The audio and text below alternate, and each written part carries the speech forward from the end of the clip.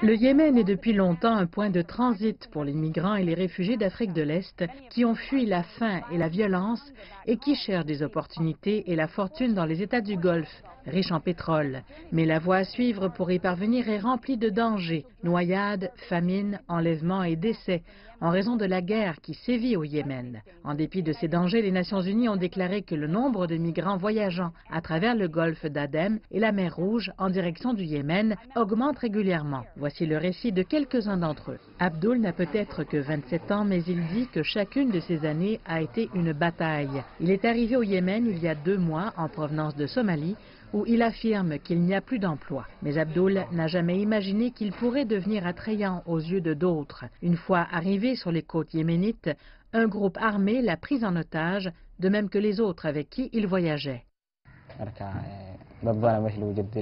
Ils ont pris tout notre argent. Nous avons passé une semaine entière avec eux entre la vie et la mort. Nous avons été maltraités et battus.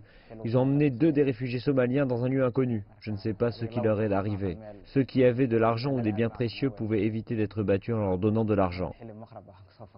Abdul a réussi à s'échapper et à poursuivre son voyage vers Aden. Mais quelques jours plus tard, il a de nouveau été capturé puis battu. Ils n'ont trouvé sur moi que mon téléphone portable. Alors ils l'ont pris et m'ont laissé partir. Mohamed, 25 ans, est aussi venu au Yémen à la recherche de travail.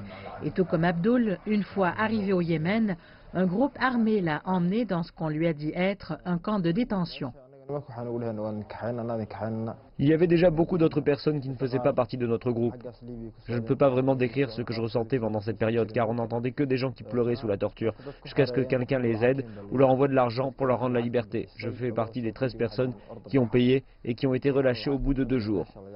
Mohamed a payé 250 $ américains pour être libéré. Les 2 hommes disent ne pas croire que les groupes armés étaient affiliés à une plus grande organisation terroriste, reconnue pour profiter du vide politique au Yémen. Plus tôt cette année, un centre de détention pour réfugiés africains illégaux, apparemment dirigé par le gouvernement, aurait été fermé après que des informations faisant état de torture, de viols et d'exécutions aient été rapportées. Abdul Ghali Hassan Ali, qui dirige une organisation locale relevant du Haut Commissariat des Nations Unies pour les réfugiés, affirme que même si le nombre d'Africains qui risquent le voyage diminue, les groupes armés demeurent toujours présents. Les groupes armés ne sont pas actifs à Aden pour le moment, mais ils sont présents dans le gouvernorat de Shabwa. Si les réfugiés n'ont pas de carte pour réfugiés, ils ne sont pas autorisés à passer les points de contrôle. Ils se rendent donc directement à Shabwa, où ils sortent immédiatement sans carte de réfugiés, puis se dirigent vers Hudaydah, puis en Arabie Saoudite. L'instabilité du Yémen a permis à l'État de droit de tomber entre les mains de plusieurs groupes, chacun contrôlant son coin du pays, ce qui rend difficile l'arrêt des activités illégales. Selon l'Organisation internationale pour les migrants, près de 100 000 personnes ont traversé la Corne de l'Afrique jusqu'au Yémen l'année dernière, malgré tous les risques liés au voyage.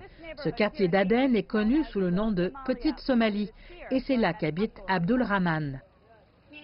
C'est un petit homme âgé d'une 50aine d'années qui est arrivé au Yémen quelques mois seulement avant le début du conflit en 2015. J'ai vendu tout ce que j'avais en Somalie et je suis venu ici avec ma femme et 4 de mes enfants. Ils nous ont encerclés, mais ont eu pitié de mes enfants. Alors, ils ont pris notre argent et nos biens, puis nous ont laissé partir. Abdul Rahman a ensuite été handicapé par des éclats d'obus, rendant très difficile pour lui de trouver du travail pour subvenir aux besoins de sa famille. Pourtant, il ne regrette rien. Les Yéménites sont très généreux. Dès qu'ils se rendent compte que vous êtes handicapé et incapable de travailler, ils vous appellent pour vous donner de l'argent ou de quoi manger. Je n'ai jamais été témoin d'une telle bonté dans mon pays d'origine, la Somalie. Mais ici, j'ai rencontré beaucoup de Yéménites très généreux. La plupart des Africains qui vivent ici doivent dépendre de la charité. Selon Abdul Ghali Hassan Ali, les services précédemment fournis par le gouvernement et les organisations humanitaires ont été réduits de moitié, la guerre au Yémen continuant de défier tous les aspects de la vie quotidienne. Vous ne pouvez pas vous empêcher d'imaginer à quel point la vie doit être accablante pour vouloir tout risquer pour une autre vie, sans garantie.